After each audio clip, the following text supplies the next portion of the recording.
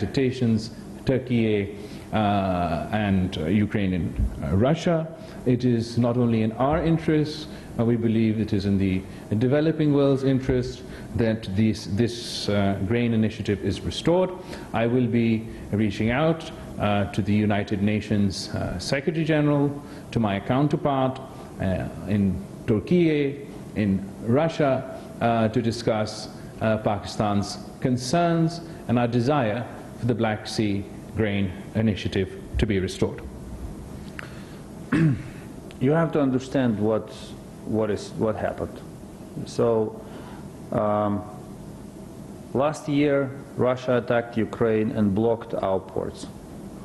Food prices all over the world immediately went up. Black Sea, we had to find the way to export our grain to the global market. The best way is by the sea. The alternative way is by land corridors through the countries belonging to the European Union. We have achieved a lot in extending the land corridors, and my point number one, there are ways to export Ukrainian grain from our country to global markets. So it's not that things are completely locked up.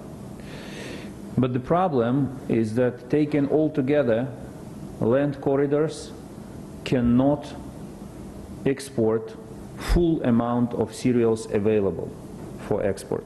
This is the issue, which means that prices will go up because of the shortage of delivery. Russia said, don't worry, Russia, have enough of grain to replace Ukrainian grain on the global market. But first, this looks, there is a flight, I hope it's not a Russian flight, right? Do we have a big embassy here?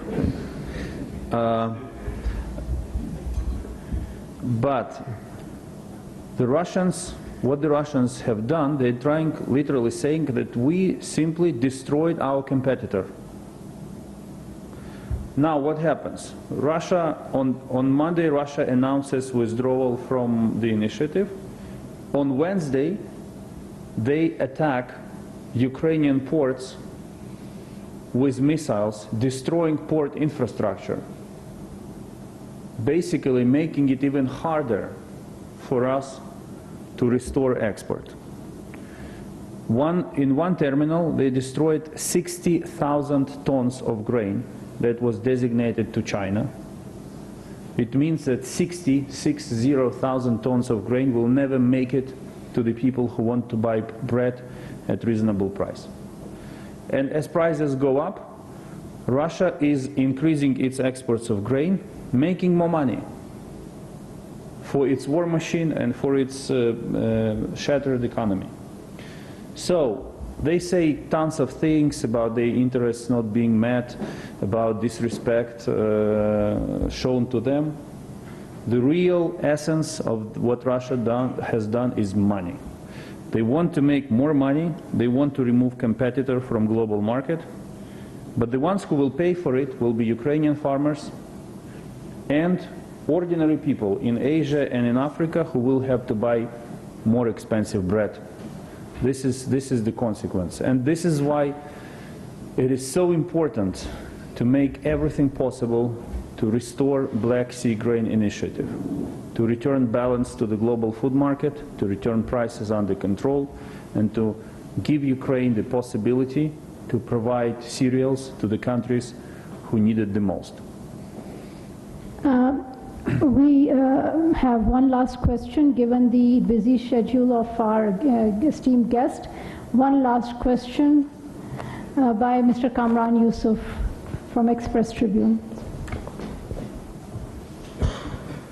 Thank you. Question to Foreign Minister Bilawal. We've been hearing repeated reports that Pakistan is supplying arms to Ukraine, or considering, given the ongoing conflict between Russia and Ukraine. What is Pakistan's position on that? And question to Foreign Minister of Ukraine.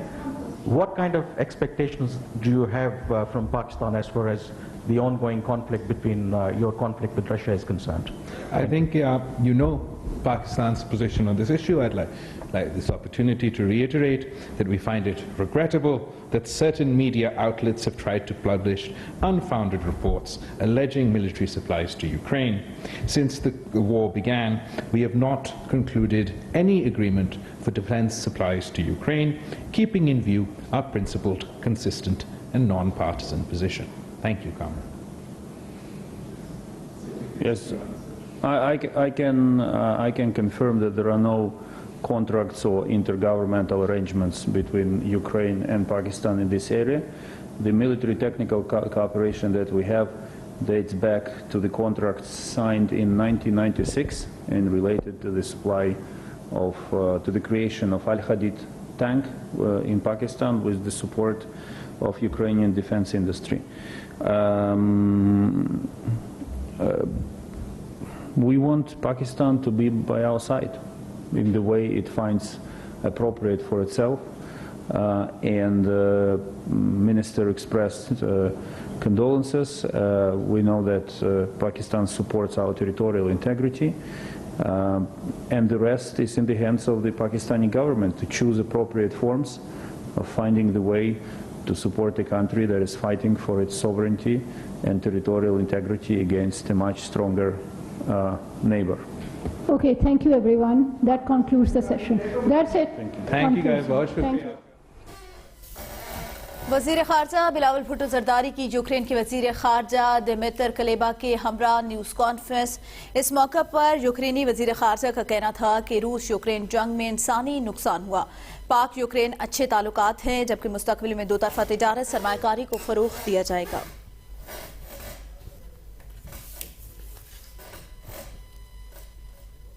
जिला खैबर की तहसील बाड़ा में धमाकों में मजीद 2 जख्मी दम तोड़ गए। शोहदा की तादाद 4 हो गई है और शोहदा में नूर बहादुर, तैयब और दीगर शामिल हैं, जबकि 8 जख्मी जेर इलाज हैं। पुलिस के मुताबिक खुदकुश हमलावरों की तादाद 2 थी, जबकि धमाके के बाद